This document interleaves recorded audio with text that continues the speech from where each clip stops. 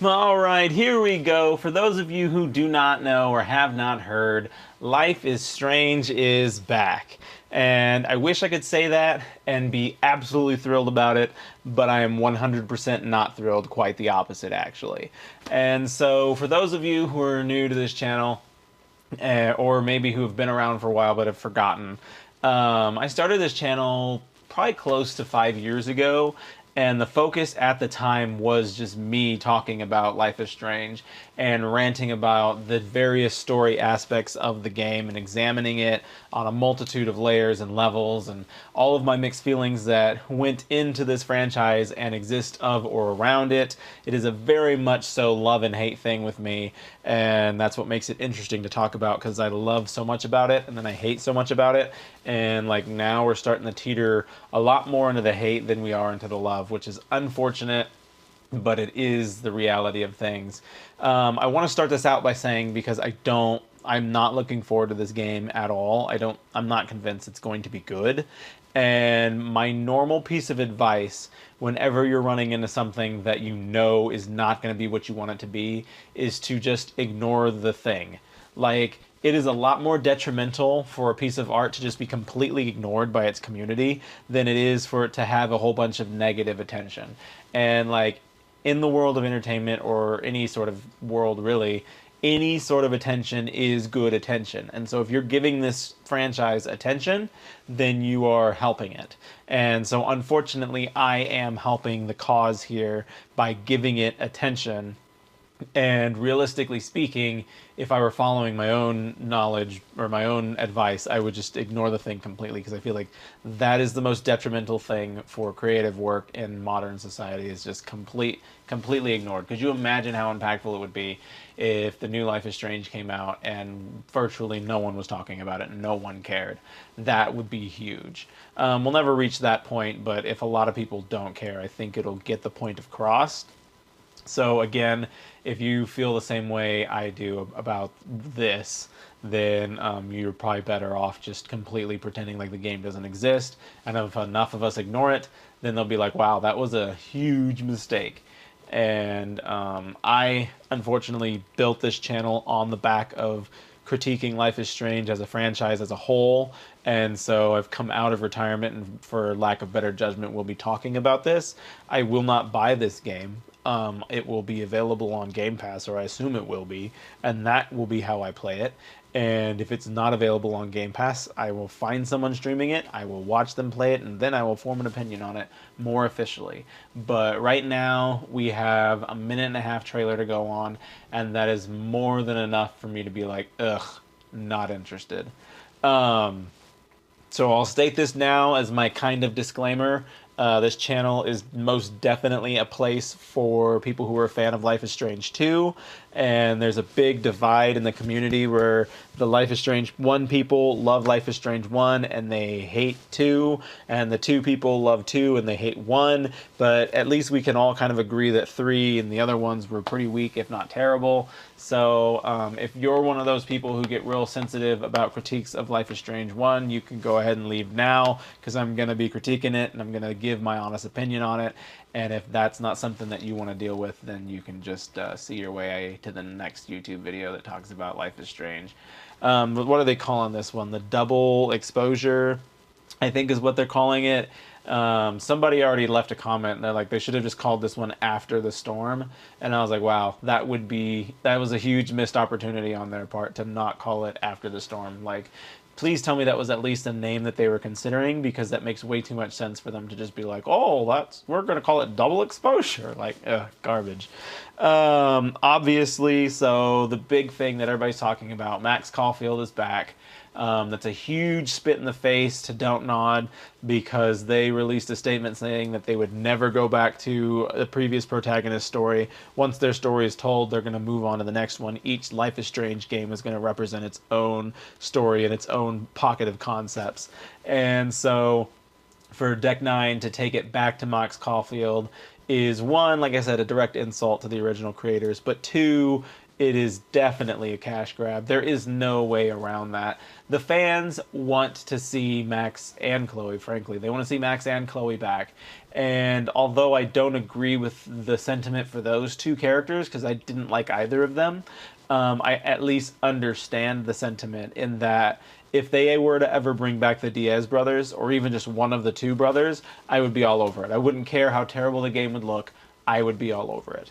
And so for that, I can understand the hype behind Max's return, and I can understand why the community is so like ready for this to happen, because a larger group of the community likes the Max and Chloe story over the Diaz brothers stories. And so from a business standpoint, from Deck Nine's standpoint, it is the right move to make. Like, bring back the protagonist everyone wants to see. And from the community standpoint, they're like, yay, this is what we want. But like, from my standpoint of someone who looks at it more critically as a story, I'm like, no, actually, this was a bad move. And you all should have listened to Don't Nod and not revisited their story. All good things must come to an end. And instead of just leaving their story where it was and letting it rest, they have decided to bring it back. And in my opinion, they're going to sully it. I don't think that Deck 9 is going to do the original story justice, which is saying a lot because I don't think the original story is all that impactful. I'll be quite frank when I say that I feel like Life is Strange 1 is a bad game.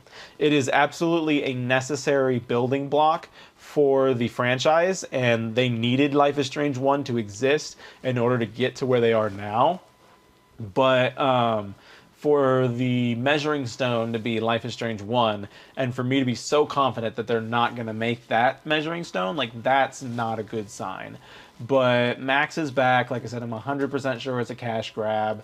And the most frustrating part about it for me is like the actual general premise of the story. So for starters, here we go again, this early on in the release stage, and they've already announced like a main player's death, like Sophia or whatever the girl's name is. She dies. That's the inciting incident. Max goes back to using her powers to investigate this dead friend's death. And that's twofold problems for me. A, they really need to get away from telling the audience who's going to die before the game even comes out. Because when the game comes out, you're not going to care about that character because you're just waiting for them to die. Like, it was the exact same thing that happened to Gabe Chen. Like, I knew Gabe was going to die. They released it in the trailer. The whole story is about investigating his death, so that when you meet him, they try so hard to make you like the guy. They're like, oh, Gabe, he's nice to everybody. Everybody likes Gabe. And I'm just like, I don't care. I know he's going to die. Hurry up and kill him so I can move on with the story. Like, if you're going to spoil something like that, it's got to be something that you don't address so directly. Like, obviously, you've got to introduce a conflict when you release a trailer, but you can do so without revealing who dies. Have it be very ambiguous, like, I lost a friend, or I lost somebody who was dear to me, or whatever, and now I have to investigate and try and bring them back, and all these things, and then you could lead yourself into a misdirect, so that when the players actually play the game, they think that Debbie's gonna die, and then it's like, oh no, it was Sophia, it wasn't Debbie. And so it's like, you could do so much with advertising material to build it up one way, misdirect your audience. But no, instead they just plainly tell you, oh, nope, Sophia's going to die, and then you're going to go around, run around in different alternatives, different timelines, and try and bring her back or investigate or whatever the heck you're doing, which is just a hot steaming pile of garbage because it's exactly what they did in Life is Strange 1. And it's like literally Deck 9 is just looking to make money because they're just like, oh, fans like Max and Chloe, let's bring Max back. And then they're like, oh, fans really like the alternate timeline thing, let's do that again. Oh, fans like mysteries and dead friends, all right, we'll do that again. And we'll just rewrite Life is Strange 1 again, because like they already pulled so much crap from Life is Strange 1 in True Colors as well. The whole Jed betrayal was a definite copy of what they did with Mr. Jefferson in the first game. And it's like, oh, well, you guys are just going to do that again now? Like, if I get betrayed by a close friend in this new Life is Strange game, I'm going to lose my mind. And it's kind of annoying because I know it's going to be garbage, and I'm hating on it so much. And I was like, at what point in time do I just pull the plug on the franchise and just say, no, you know what, I'm done. I can't play any more of this. It's crap. And unless it's like getting me like a substantial amount of attention on YouTube, which it is not. Admittedly, my most popular video on YouTube still remains my video on how to keep Gabe Chen alive. And it's popular by a large margin by comparison to all my other videos, but it's still nothing that I'm going to sit here and be like, oh my gosh, I need to keep playing Life is Strange because they're paying my bills. Like, no, I am not that popular of a YouTuber. It's just something that I'm passionate about that I choose to talk about. But it is very alarming that Deck 9 is entrusted with a narrative game, and they're a company who can't seem to come up with an original narrative to save their company. It's like, come on, guys, like, how many times are you going to be handed a narrative and you're going to just copy and paste something that's already been done and be like, oh, the fans are going to like this. It's just like the other one. Like, it's exhausting. And like, these are narrative games. The biggest portion of this game's success is going to be the story. If you mess that up, you've messed up everything. Like, there's no turning back from that. Most story-based gamers are not expecting a massively revolutionary gameplay experience, but you gotta give them a story that's worth experiencing. Like, that's the bare minimum. And if you're already telling me that the story is gonna be Life is Strange 1, but again, like, no, I don't want that. I'm not interested. And I'm very disappointed with it. I didn't want them to bring Max and Chloe back. I'm clinging on to the possibility of them maybe bringing back Daniel, since there's no ending where he dies. Like, maybe Daniel Diaz can come back in this game, and that would be like its only chance of saving grace. I might make an actual video about like my whole theory about how they could do that. But for now, it is just nothing but disappointment. And I see a mix of stuff in the comment sections for these videos. Most of them are positive. Everybody's very happy that Max is back. And the few negative ones get sullied under the rug. So if you're the negative people who are like, no, I don't think this is going to work at all, like, come on over, let's talk about it. Because, yeah, I agree. I don't think this is going to work at all. It's also really weird to me that this hits at the same time that Don't Nod is making their new game. And so here we are again, a couple of years ago when Life is Strange True Colors came out. Twin Mirror came out around the same time, and they were very similar games, actually. Very, very similar. It was like, it felt like to me Don't Nod had already written Life is Strange 3, and they had to leave the script behind when they were booted out of Square Enix. And then when Deck 9 came in, they just picked up what the Don't Nod team had written and decided to just run with it. And the Don't Nod team wrote basically what they'd already written and run with it in their direction. And we got two games that are eerily similar, very, very similar. And it's just interesting to me to see how those games collide and how they potentially compare to each other. But now here we are again doing it all over again. We've got Bloom and Rage from Don't Nod coming out with a character that arguably looks like she could be the spiritual successor of Max Caulfield. And then we've got Double Exposed, or whatever they call it, for the new Life is Strange title, which definitely is Max Caulfield again. And so now here we go. We have Don't Nod, and we've got Deck 9. They're button heads. They've got releases coming out at the same time. They're going to compete with each other directly. It makes me really feel like are they doing this on purpose? Like, they keep coming out with games around the same time. This can't be a coincidence. I at least have more faith in Don't Nod in a company than I do in Deck 9. If I'm being honest, I'm not thrilled about either game. Neither game looks like super cool and interesting. They both just look like they're trying to recapture the magic that Life is Strange 1 had, and if you're someone like me, you don't feel like it had any magic to begin with, so what are you trying to capture?